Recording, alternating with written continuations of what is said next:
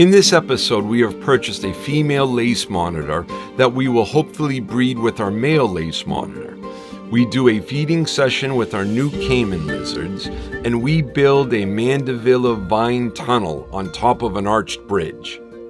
Then we're going to put together a large water plant order that we will be shipping up to Aquascapes in the Chicago area. Let's take a look.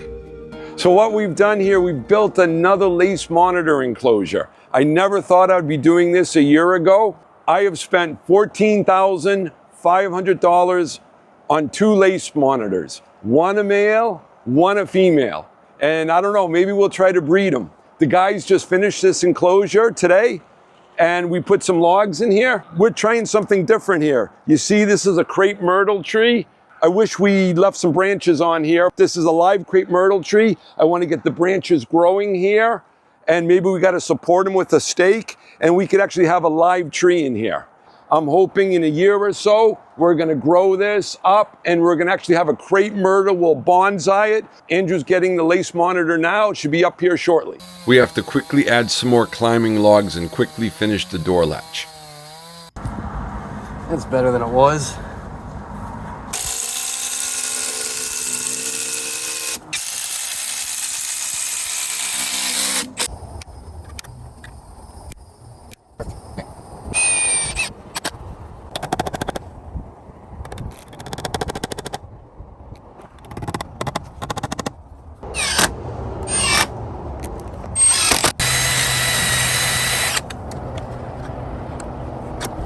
We're gonna move the bin over to this spot and open it up. And same deal as before. If you've been watching the previous videos, we're gonna basically open this up and get out of her way. Let her acclimate. She's very stressed out. She got caught, binned, and transported all this morning. So she's going through a lot, and we don't want to corner her, scare her.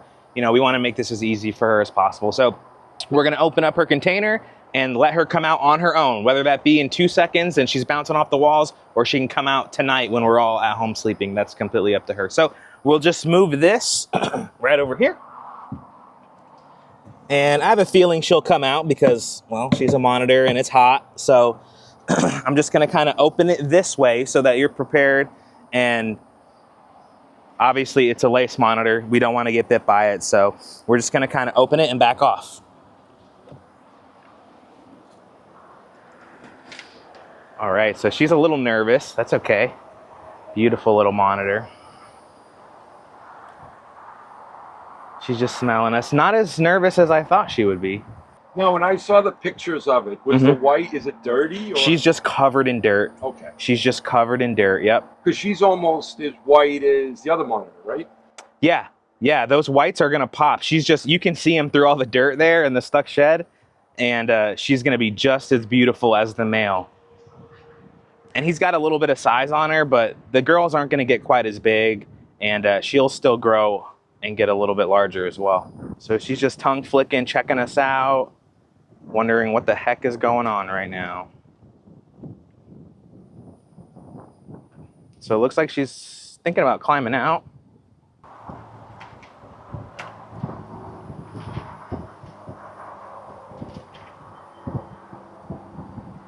But yeah, they climb. Me and Chandler were chasing them out in the bush, and they would zoom up a tree in the blink of an eye. So now, are we gonna have to wash it, or is it gonna? She's gonna soak herself. Yep, we're gonna get a water trough ready, and she's gonna soak herself. And then that layer of skin, when it's off, she's gonna look very white. She's just dirty. That's all. So they'll be separate mostly. They'll be able to see each other, which, you know, might fuel him up and make him more eager. And then when we do essentially lift the doors or do the access point, she can venture on in there, he can venture on in here, and then we'll see if they get along or not.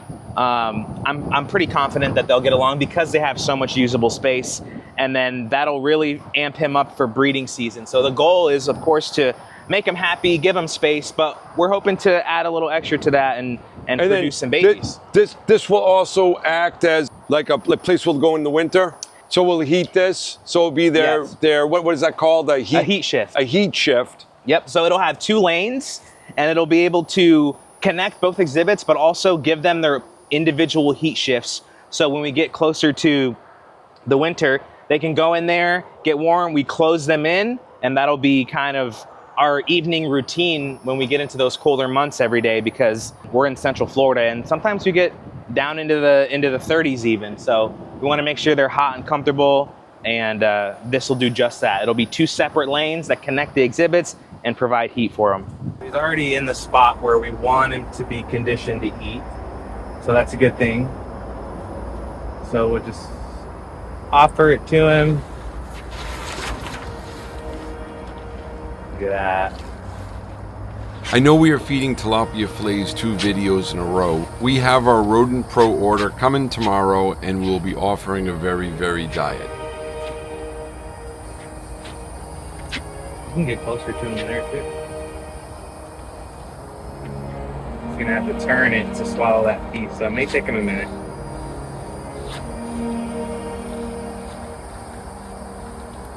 Smart. Would you ever want to strip it? So instead of feeding them a whole fillet, you do it in 2 pieces? Yeah, you can do that.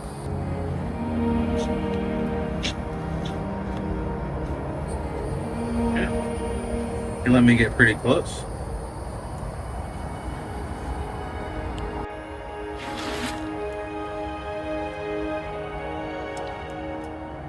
Break your teeth, buddy.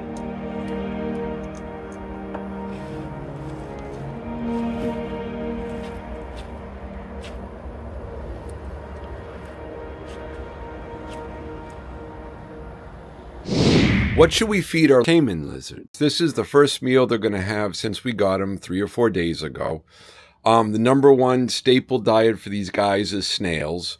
We're also trying some shrimp, some ground turkey, and some cat food, and combinations of all 3. The male is a little better eater than the female, taking just about everything we offer it.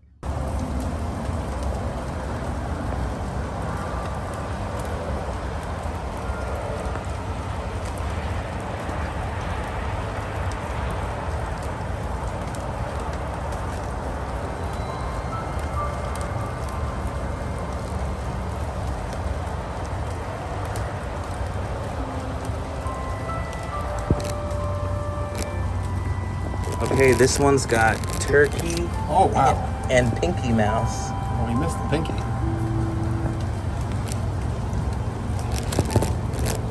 He got the snail.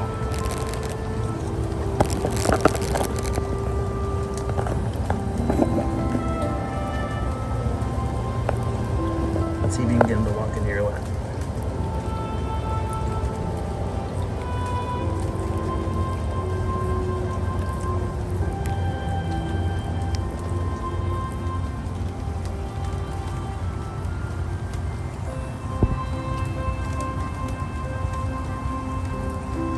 Might need a snail. Oh, we got him.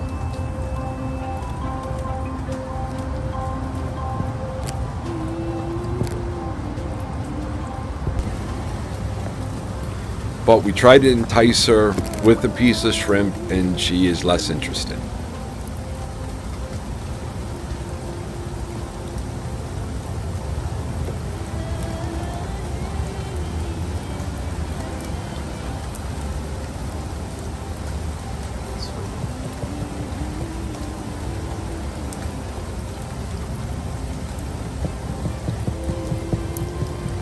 The male has a great appetite, climbs right up KJ's arm and right up his chest.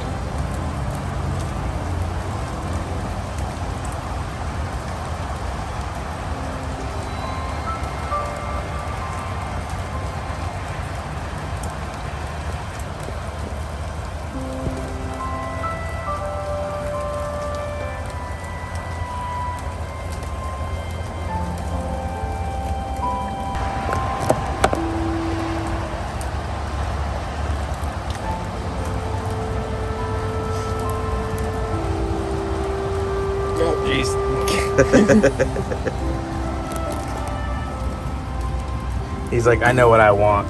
Let's see if he'll eat out of the turkey bin.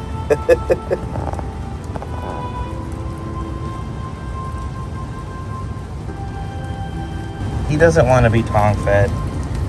He wants to eat off of that. So we've got all his options here. He can kind of choose on his own. Snails, cat food, turkey, shrimp. What's it gonna be? He want the snails.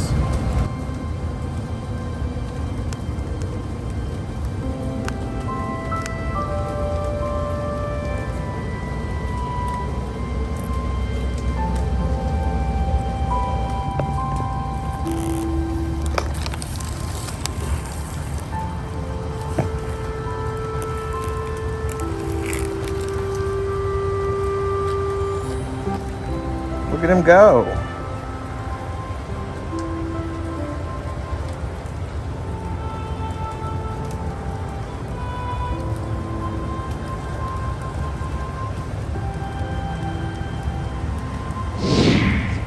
This is the first reptile pond I built. Unfortunately, it has no animals in it because I only made it about a foot deep. We had a problem with raccoons. So I either need to get an animal in here big enough for a raccoon or I gotta make it deeper. Everything here is live plants. Everything here is real rock.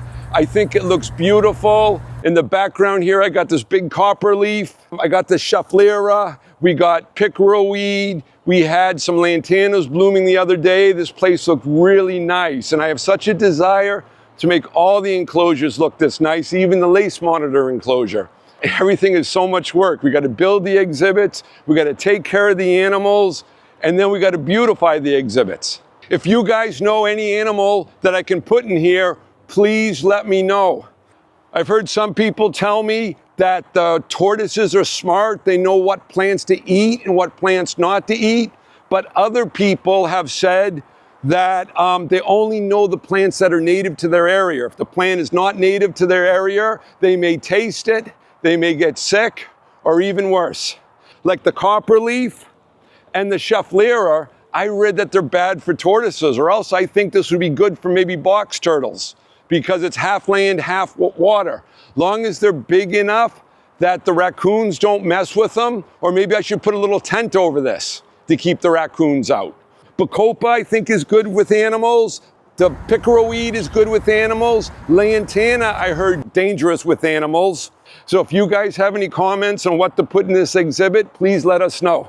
I know, we need a water monitor. This would be great. This is smaller than Kennan's, but I don't have a watermelon the size of Kennan's. You know, but we get a water monitor in here, it'll be great. We could use our black dragon, or maybe I can go and get a pair of sulfur monitors, or just get a single sulfur monitor. Andrew's always asking me to buy more monitor lizards. What if we build a 16-foot by 16-foot enclosure right over this? That's a really cool idea. What animal do we put in here? Well, I mean, you've got a naturalistic bog. Do you know what you're always saying? All the plants. What am I always saying? You're always saying we don't have enough monitors. That, I believe, is false. I think we have enough monitors. Sulfur. No, sulfur monitors. Sulfur. You don't want to cruddy this up with monitors. Well, you've seen what monitors do to the water, right? So monitors, they see water. The first thing they want to do is poop in it. You clean that. The first thing they want to do is poop in it again. So this wouldn't look very pretty for very long with a monitor in it. Kennan's does.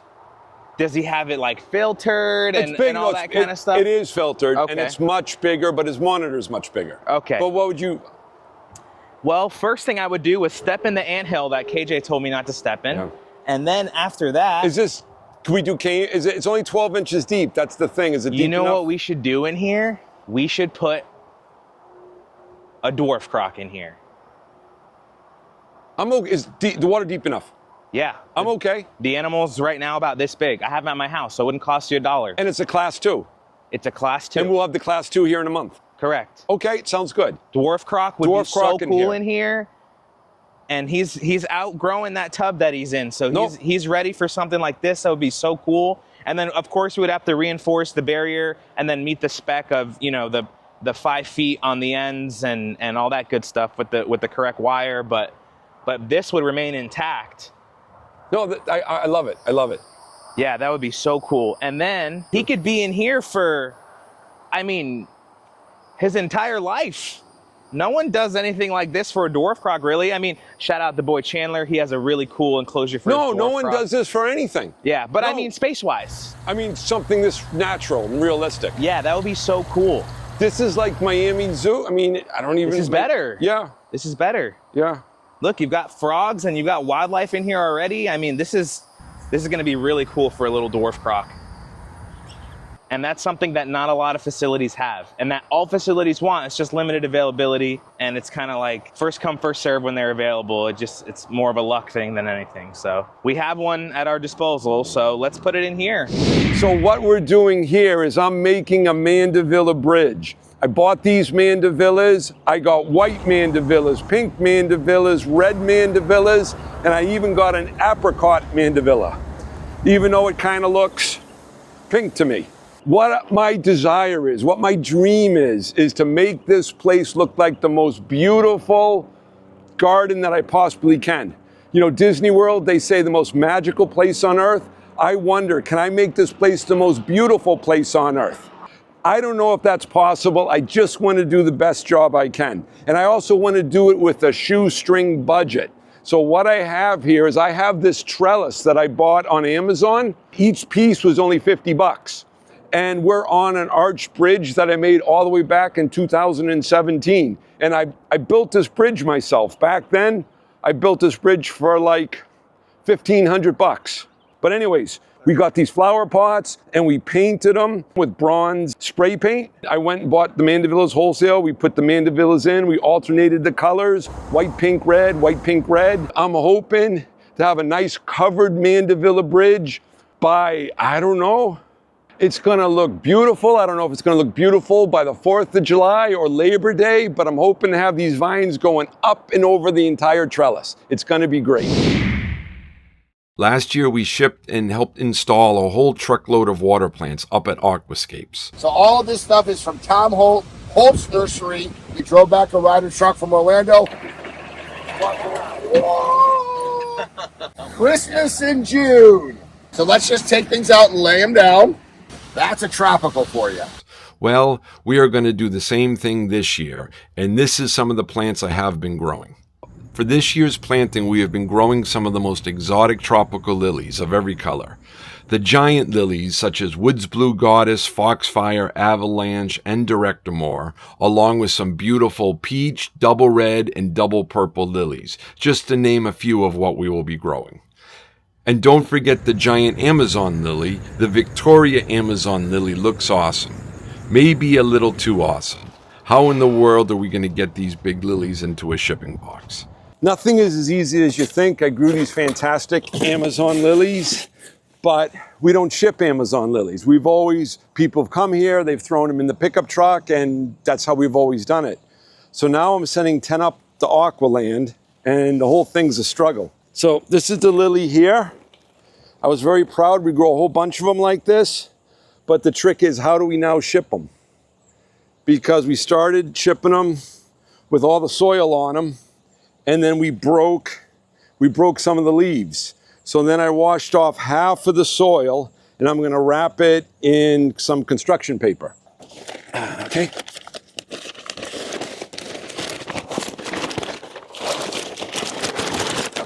Okay, now put a bag in the bottom. So I've wrapped this here in the construction paper.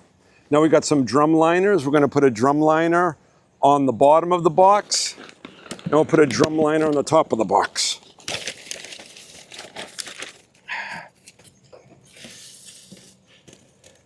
We're gonna try to carefully get these lilies in here. And then a bag on the top. We're going to cover everything in plastic. Unfortunately, these are very, very thorny. We cannot put the lily in a bag like we do for traditional lilies. These lilies are far too big and far too thorny. And there we go. One potted lily. I'm going to do 11 of them. Hopefully 10 of them will ship good. We're shipping a bunch of 3-gallon marginals up to Aqualand. We're going to ship them in sleeves. This just if you ever wonder how they ship. So these are paper sleeves. This is how we ship things up north. So this is an umbrella palm. We grab it and we put it into a paper sleeve.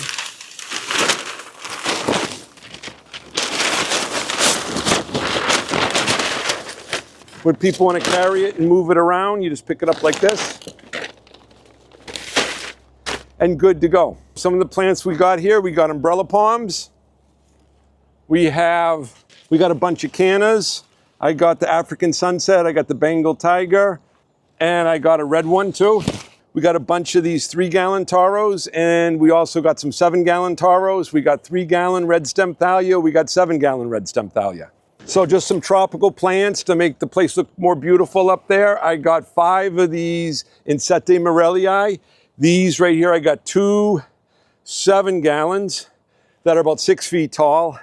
And then coming from South Florida, I got 3 15-gallons that are 10 feet tall. I also got some 6-foot alocasias coming from South Florida. For their bog garden, I have milkweed here. This is the tropical milkweed, but it can take water. When I worked with VZ, we sold both this milkweed in the water plant program, and we also sold this Ruellia, this Mexican petunia, in the water plant program. And these can both take up to 1 inch of water over the top of the pot. I think we're gonna put this in his bog garden along with the dwarf papyrus. I have purchased a plane ticket to go help with the install, but I'm not sure I'm going to be getting on the plane this Monday morning. Our 2 dogs, Ginger and Susha, are one of the loves of our lives. On February 5th, we suddenly lost Ginger at 14 and a half years of age. And Susha will be 16 years old at the end of the summer. She is a very special dog with a very special diet and some other special needs. And I'm not sure I want to leave her for 3 days. Susha, what's on your feet? Oh my goodness, you're gonna go in mommy's bed like that on your feet? Yeah, baby, you smoking your cigarette? You smoking your cigarette, baby, huh? You smoking your cigarette? Don't you know the cigarettes are bad for you, baby?